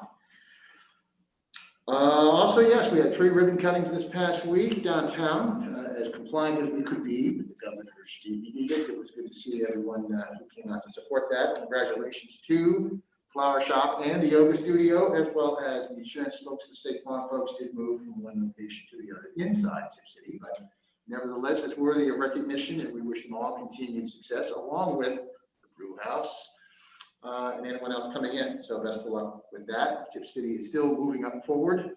Our image is growing. That's what it used to seem back there, but that's not anymore. But we still want to keep this a family-friendly and business-friendly area. Finally, early voting starts in a matter of weeks. Okay, this is the November 3rd election. Early voting is 30 days before that, which is October the 3rd. Mail-in voting, get your absentee stuff. If you're worried about the COVID business, you can do that. But please, please vote. If you're wanting Biden, get out there and vote for Biden so that it's not even close. If you want Trump, go out there and vote for Trump so it's not even close. Tell your friends, help everybody out to get to the polling places, or connect them with the Board of Elections so they can do it themselves.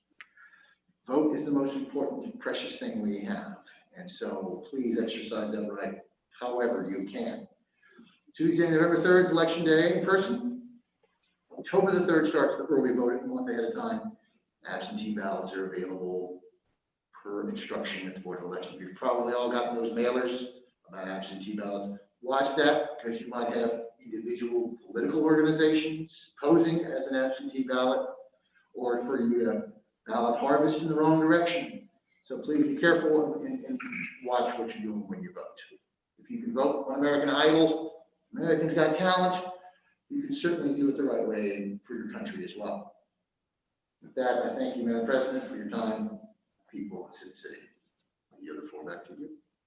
Thank you. Along with voting, they're in desperate need of poll workers. So if you have any desire to be a poll worker, go ahead and contact your local Board of Elections. Obviously, we would be Miami County. So contact them and see if they're willing, or if you're willing to, give your time that day. They'll use you. So, and then I just wanted to give a shout out to the Tip City Fire and EMS team. My kids and I were riding our bike down the alley. We live right behind the firehouse, but it was nice. They had the big bay doors open, and my kids were doing circles and they wanted to look at the trucks and stuff. And I don't know who, but I don't know if they were fire and EMS or if they were one or the other. But they came out and gave us little fireman hats, and it was just really nice. It was fairly late at night, so I felt like we were being a little creepy looking into the door, looking at the fire trucks. But we really appreciated it, and my kids loved it. And so it was just nice to have some, I don't know, communication other than staring in the back of a building. But so I wanted to give a big thanks to them because my kids really appreciated it, and that just, I'm sure that they would do it to anybody that drove by. But so anyway, soccer season is in full swing down at Kyle Park. It's really busy down there. I'm sure you'll notice if you go down there. We do have signs posted about social distancing, masks, all of that. If you're part of the soccer program, then you should already have emails about what you're supposed to do. If you aren't part of the soccer program and go down to the field, make sure that you space out during games. If you can't space out, make sure you're wearing a mask. All the normal social distancing things that we've been talking about. And yeah, we're off to a good season, and I'm really impressed. The soccer program has not really lost any kids, so we're at almost 500 kids this year for just the rec side. There's about the same amount on the select side as well, so it's busy down there. So if you go down there and you use the bike trail or something, don't get shocked at all the cars down there. Mr. Eggleston. Just tell your kids that as a career, be a firefighter. So maybe.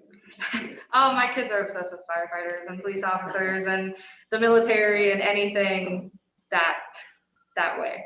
Will be needed. Tower demo again, thank you for passing resolution October 5th. We're planning on starting. It'll take 2 to 3 weeks to get the tower down. South Kenner Road extension, started today. If you drive by there, you're going to see that it's pretty well cleared out, ready for December when they're going to start putting in the sewer and water lines. Hydrant flushing will start September 8th. Don't forget, you can go to our Facebook or Twitter page. There is some free COVID testing sites that have popped up. One of them is in Dayton, and another in Springfield, a few other areas. It is free. Tip City Foundation grant for the dog park equipment. We applied and received $1,754, which was half the cost of the $3,508 to put it in. The Schlegel family is donating, so the city will only have to come up with less than $300. The Parks Board, the Parks workers will install the equipment. And there's going to be little ramps the dogs can run up and down, and then we have a little jump, movable jump piece of equipment for them. That was very nice of them. Census data, this picture, let me tell you, it is not too late to file for your 2020 census form. Again, I've already done so. The filing deadline is September 30th. It's quick and easy. Visit my2020census.gov to begin. Miami County is at 76.5%. Tip City is at 82.7%. The state is at 70%, so we're ahead of the game. Staff has been having communications regarding buggy whip. So you're going to see a dumpster there in front pretty soon. They're going to start clearing out the insides. We're still working with the new owner, trying to get a plan on what they're going to do to fix the building.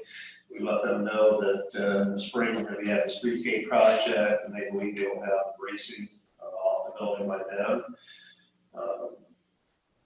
So I believe that is now fall out one way. You're going to see some digging in Kyle Park. We do have to put manholes every so often so that we can get a company in to start cleaning that line. So don't be surprised if somebody's digging in Kyle Park. So that is all I have. One question about the leaf collection. When does that start? I don't have that with me. I believe it would be on our website. Yeah, there's a pile of leaves on there already. I want to say it's October, something in October, but I think a little too early right now, but it should be on our website posted. And it'll be in the Tippecanoe News. Okay. And again, we know what we, as they say, we may not fall as fast, but we'll only be cleaning them up, so don't worry if they'll be cleaned up in October, so it should be in fall yet. Thank you. I will entertain a motion to adjourn. I move the meeting be adjourned. Second. Madam Clerk, please call the roll. Mr. Jackson? Yes. Mr. McFarland? Yes. Mr. Rogers? Yes. Ms. Huffman? Yes. Mr. Senna? Yes. Mayor Gibson? Yes. President Burwell? Yes. We are adjourned. Thank you. Thank you. Why would you try to make me?